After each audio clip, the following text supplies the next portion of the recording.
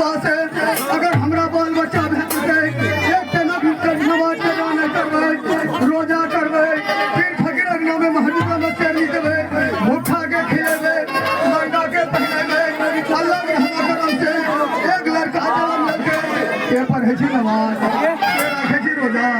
के दे छी चेरी के भूखा के खिलावे छी के लंगा के पहनावे छी नूर का भी किस्ती रे दरिया में डूबिले ऐसे जब संझा बेटा मालूम होइले हे भूले गेले राजा रानी रे हे फकीर बहतिया हे जंगला में फकीर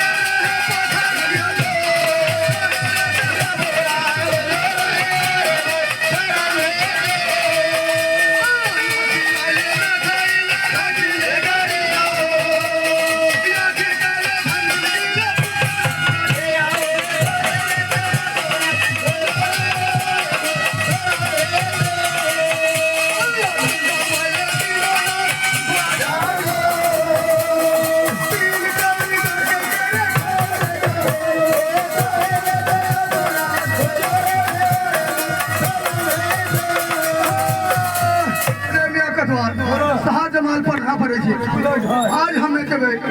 स्कूल पर हमें हेबी जब संधा बेटा माथा लिबे के आज राजा रानी खेलेबे सुने सुने शाह जमाल सुने सुने